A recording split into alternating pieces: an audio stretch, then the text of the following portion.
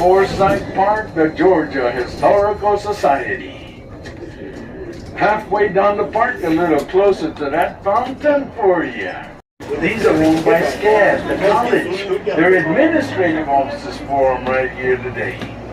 The white building coming over there on your right-hand side over there, that's an old building over there. That's an 1819 building. That's the state of Georgia's very first hospital. It was called the Seamen's and Poor Man's Hospital. Confederate soldiers used it. Union soldiers used it. SCAD bought it 3 years ago for $27.5 million. But look right here to your right. Put your eyes on 300 years old. This is the Candler Oak. A 16-foot base, 105-foot umbrella, 54 feet up high. That tree was there before General Oglethorpe was even born, and it's going to be there when me and you are long gone. The Candler Oak, 300 years old. They got a museum in the top floor. It houses the old. This is Calhoun Square, named after your vice president from South Carolina, John C. Calhoun. And on your right, coming at you, the Massey Heritage Museum, the Massey School, stop number 5. This is the state of Georgia's very first public school. Jewel of a little museum, right? The brown brick to your left. This brown brick here is known as Savannah gray brick. You will see it throughout the city, not just in this little area. Savannah gray brick had a gray colored tinge to that clay. Mixed it up, fired it up, and it would be this beautiful brown. Folks, it is on these brown bricks we can still find a thumbprint, a fingerprint, a palm print belonging to a slave from the Hermitage Plantation. When they couldn't make this colored brick no more, they were tearing their carriage houses down around here, piece by piece, carefully, because they were getting $3 to $5. Millionaire's house back then. That's the Andrew Lowe house, rich cotton merchant back then. His son William Lowe married Julia Gordon Lowe. So on the back side of that house, you will find the very first Girl Scout headquarters in their old carriage house. Second floor of that house, that's where Julia Gordon Lowe would come to pass away. Died of breast cancer, 1927. And on your right, the beautiful Hamilton Turner bed and breakfast. This was the very first house in the city of Savannah to have electricity. And right in front of us, a massive block, the Sistine Chapel of the South, St. John the Baptist Catholic Cathedral. They laid the first cornerstone down in 1873.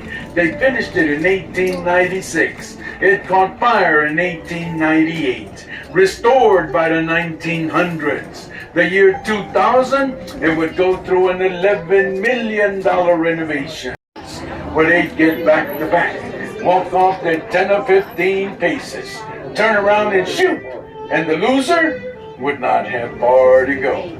He'd be right here at Colonial Park Cemetery. The first burial, 1750. The last one, 1853. 6 acres, 600 gravestone markers, but more than 10,000 people buried here. Folks, all of these brick tombs throughout this cemetery, they all go 8 to 10 feet down into the ground.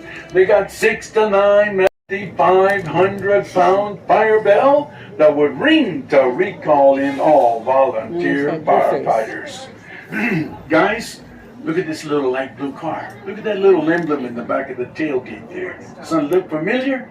This is a Mustang, but it's one of the new SUV Mustangs. Look at that little thing right there. That don't look like no muscle car to me, guys. We're on our way to number 7, City Market. Got 2 homes coming at you on your right-hand side, folks. First one coming up with the flags, Mabella Stone Inn, Savannah's first bed and breakfast. But this is where your movie stars, they like to hide out right there. Matt Damon, Robert Redford, Paul Newman, Danny Glover, Kevin Spacey, Clint, Denzel, Adam Sandler, SpongeBob, just to name a few. Sits right next door to the birthplace of Julia Gordon Low, born right here, Halloween night, 1860, one of the most influential women in American history, founder of our Girl Scouts in 1912. She would at one time be awarded the Presidential Medal of Freedom, she was. Let me ask you, do I got any? So, I don't know. Just zooming around right now.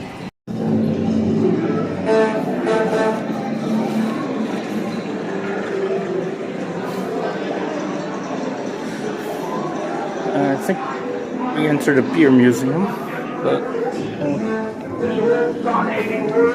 I want to take the pledge of this audience to join me in a pledge that you will never rest until this old God-hating, Christ-hating, whiskey-soaked, Sabbath-breaking, blaspheming, emperor, lady of the world is bound to the cause of Jesus Christ by the golden chains of love.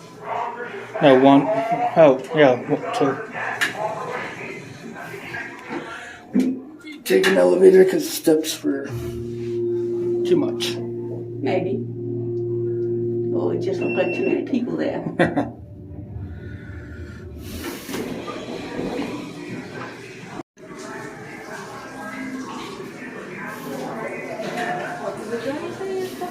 Huh?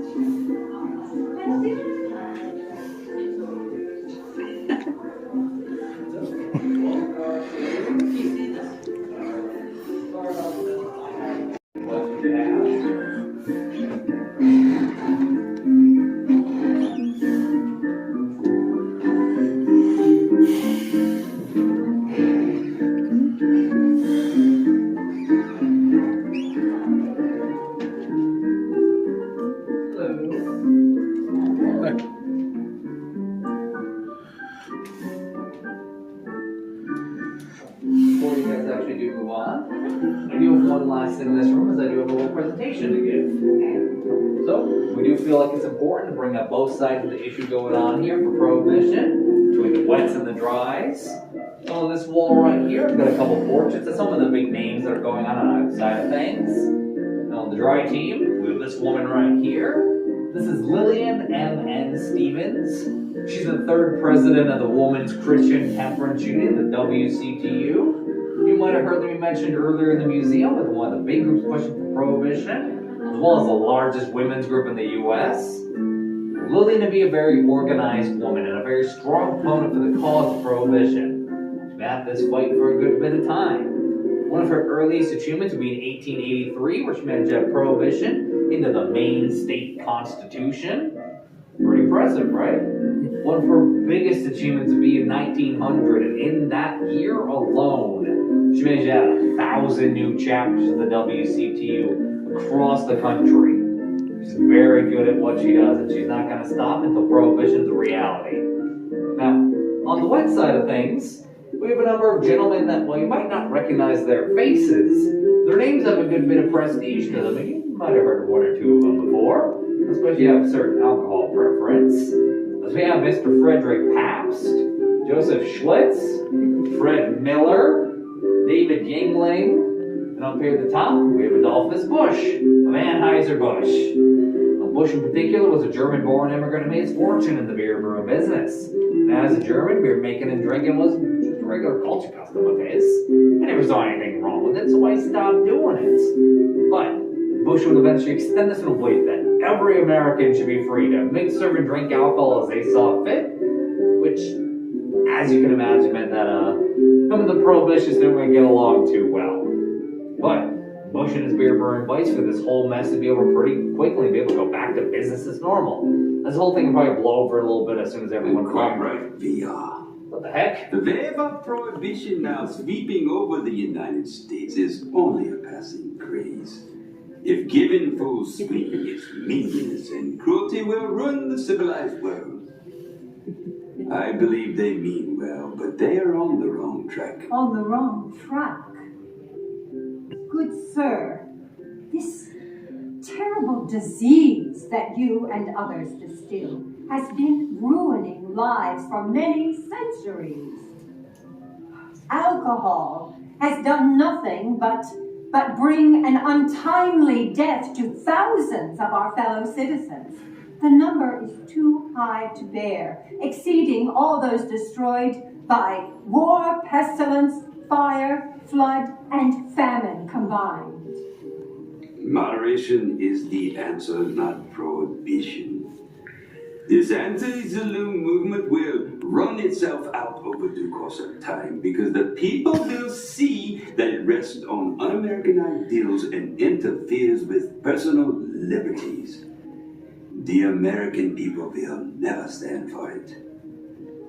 Moderation, Mrs. Stevens, that is the only American way forward. Mr. Bush, the only way to overcome trafficking in intoxicating liquor is through state and national prohibitions.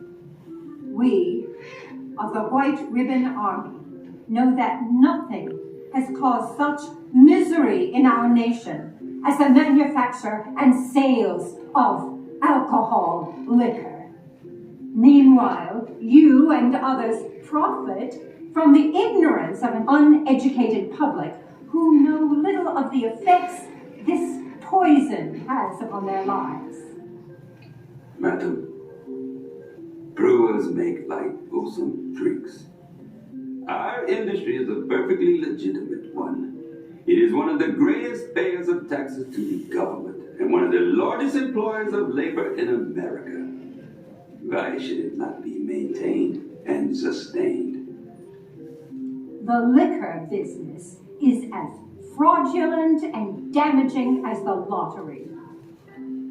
We believe that an amendment to our national constitution will be passed. And the American people will reject this infringement. And that the flag of the United States will finally wave over a nation redeemed from the home-wrecking, heart-breaking curse of liquor. God is on our side, and we are going to win. We shall see who prevails, madam. I guess you guys are gonna find out what comes next.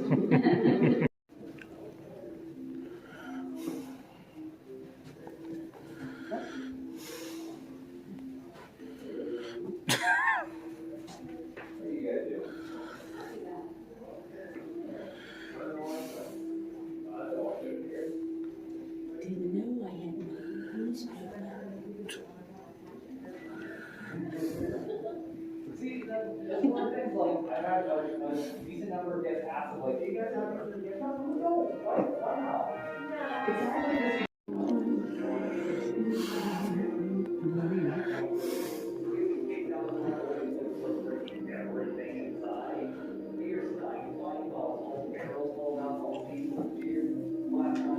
So why not take pictures and we can take a video?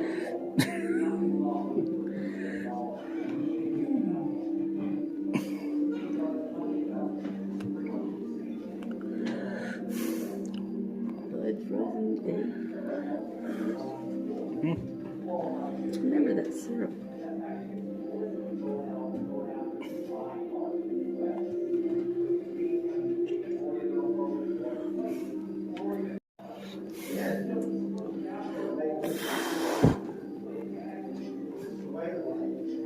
This is just a family heritage tradition.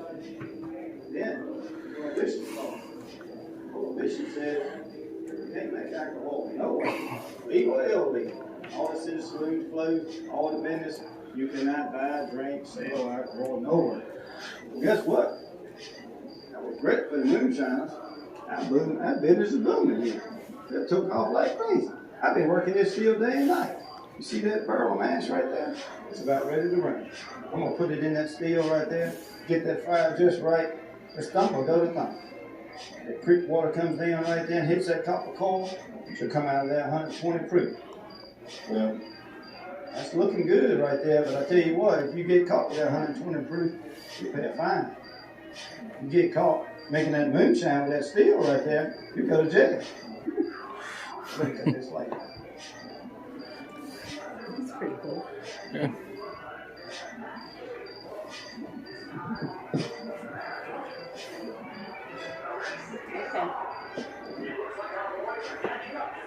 Look.